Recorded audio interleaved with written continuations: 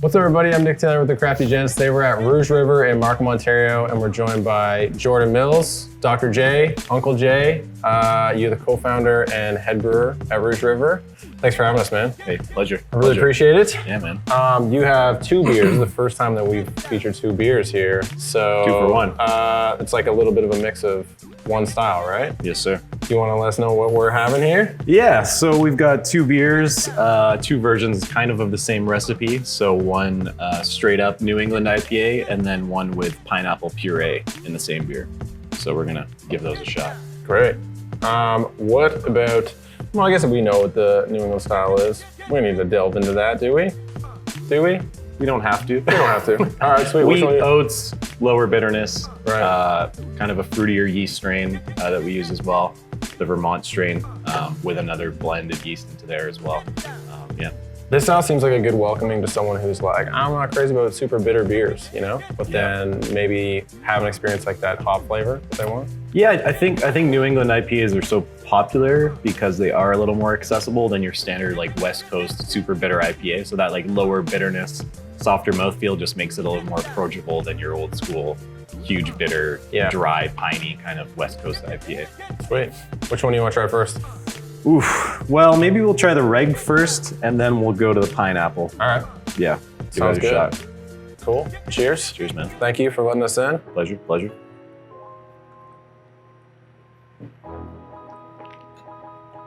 So this is, we call it the Holy Trinity. It's 3 hops, Simcoe, Citra, Mosaic.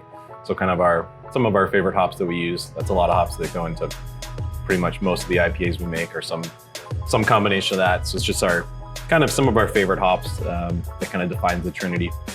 So we're always doing like a heavy load of both, like all 3 of those hops. Right. Kind of makes the Trinity the Trinity. And it does it super flavorful.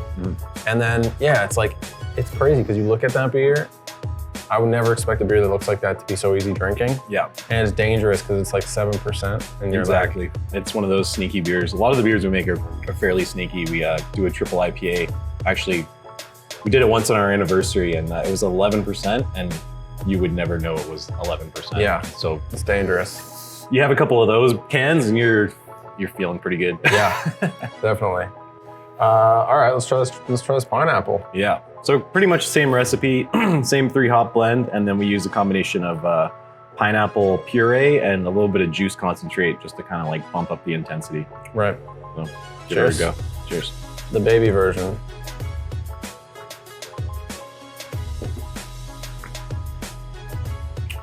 That's really nice. A little more acidic. You get like a little bit of acidity from that pineapple, and you still get that big kind of tropical, kind of juicy, kind of fruity character. It's like a little bit of a zing with the pineapple added to it, eh? Yeah, that acid just kind of adds a little touch to it. And the extra flavor is great too. It really like plays well on those hops too. That's awesome. Yeah, not bad. That's really good. So you were mentioning before, you're gonna try to do different styles of the Holy Trinity in the future, right? Yeah, we just kind of take that like New England base IPA recipe, and then we're gonna be toying around with it. So this is kind of like the first iteration of that. And I was kind of mentioning we got a coconut version coming out, pineapple and coconut together, which will be, I'm not sure which order those are gonna come out, but we'll see what happens. But yeah, and then later like some other fruits we're gonna try as well. So just kind of having fun with the style. Right. So this might seem like forever ago, but do you remember the first time that you brewed beer on your own? It was actually here. This place used to be a brew your own. So cool. That was the very first time I made beer was actually in this building, which we've converted into more of a brewery as opposed to a brew your own it used to be. But yeah, actually it was right here. And it was an Anchor Steam clone. You know, Anchor Steam, great beer. And yeah, he made it with syrup, like malt extract. Yeah.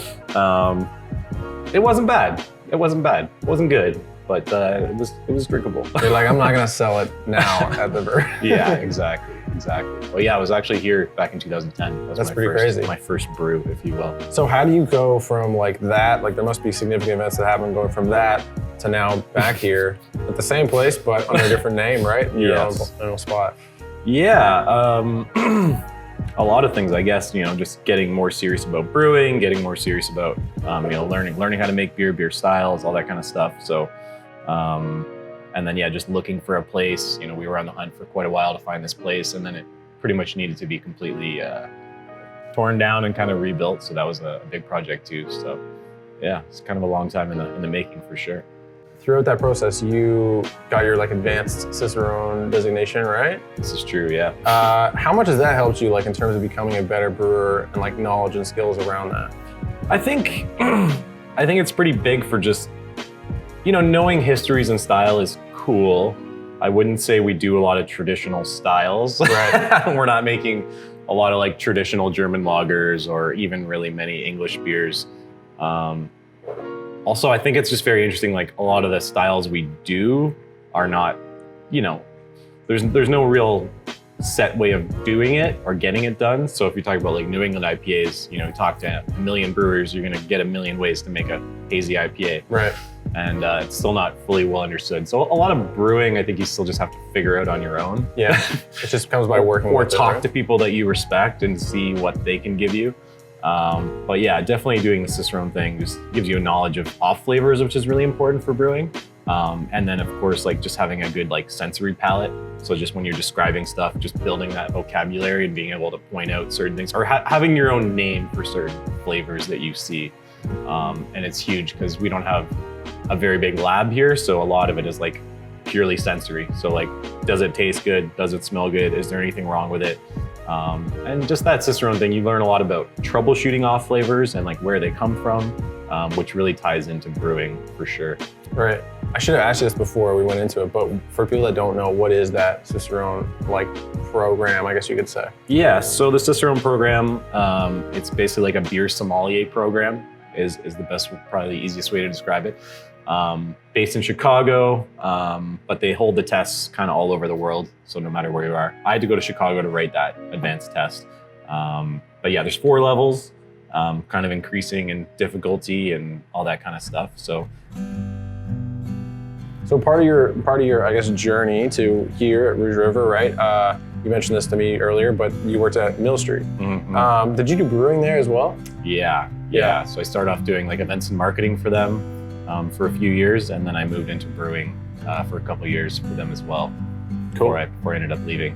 So obviously no shade to them, but they're a place that I think everyone knows this. They're built on these flagship offerings, right? For sure. And when you look here at Rouge River, I don't think there's one beer you can point to be this defines you as a whole. Is that difference in mentality kind of what catapulted you to start your own thing?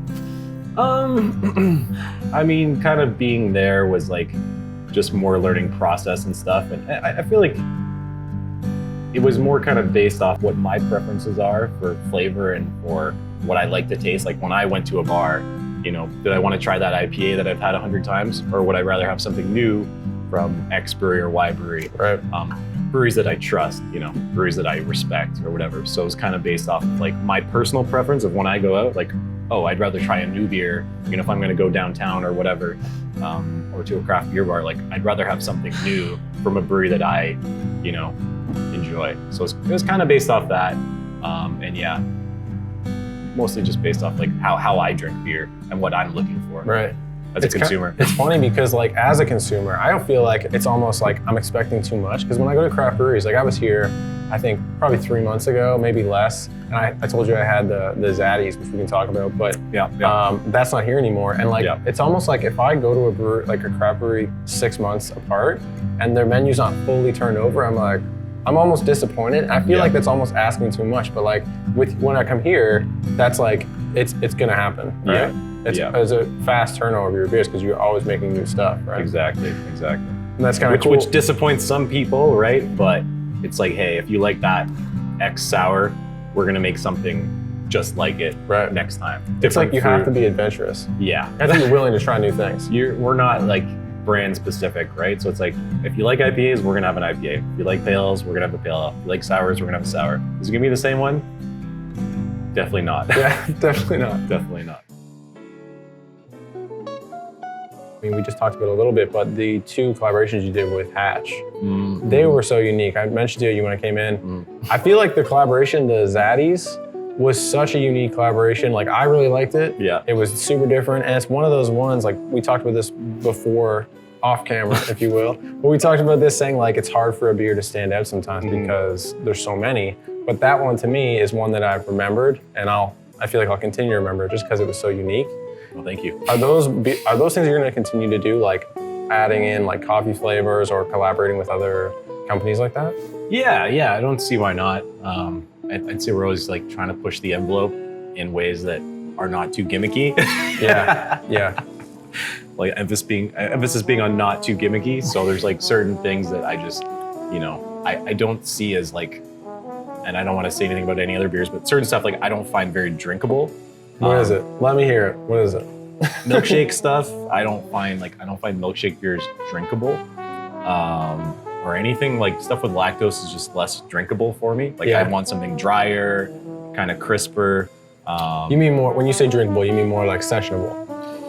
Or do you mean like... I mean just in terms of overall like flavor intensity. Oh, wow, you know what I okay. mean? Like, because just, I don't know, you just jam too much stuff in a beer, too many secondary ingredients, and like, it's just not like drinkable. Like I don't want to drink a pint of that. I want like half a taster and I'm good. So there's like a lot of interesting beers out there, but if I can only drink like half a taster, it's not really something that I kind of gravitate towards. I just find some of those sweeter, kind of sweeter beers just not so drinkable.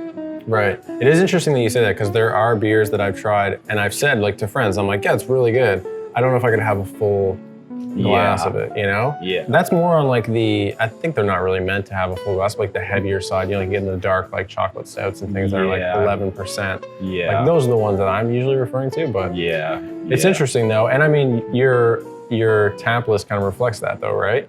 It's like you kind of serve the ones that you would enjoy. Yeah. Which is unique. It seems like you've set it up in a way, like selling beer from here and then also just select licensees in the area. It seems like you've set it up in a way to be able to like have this creative freedom and not really be held to expectations from people like expecting the same beer. Is that kind of the idea? 100%, yeah. So like the big advantage, and we get the question like, why aren't you in the LCBO? Do you want to be in the LCBO? And the answer is no. And the reason is just kind of our model. We love to be able to release different beers every week, and basically selling everything out of here. We don't have to get the product listed by anyone. Right. No one needs to approve that other than me. It needs to be good, and then we put it on the shelf. But it just keeps us extremely flexible with the distribution of our beer, and we know all of our beer is always refrigerated. It's always in our fridges here.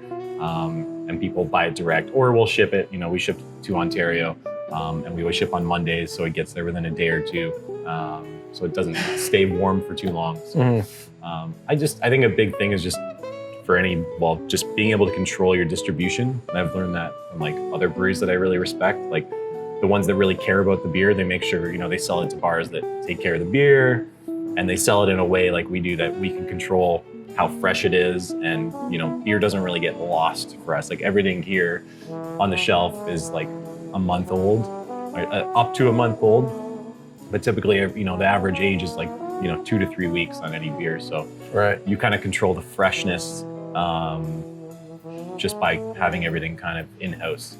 So not only like the freshness, but like I said, like we can release stuff as fast or as slow as we want. And we just love doing new beers, so it kind of allows us to do as many new beers. Because selling kegs, no one needs to approve anything, right? We just contact a bar, do you want this? They say yes, and they get it. Right. So we definitely work, any bar that we sell to, they kind of understand that it's going to be a new recipe. It'll be a modified recipe or whatever. It's going to be something new. And I think that's just kind of where the market is at and going. So we're just kind of like following that. Well, thank you very much, man. Thanks for having us. Pleasure. Thank you for sitting down with us. Perfect. Cheers. Cheers, man. All right. Great.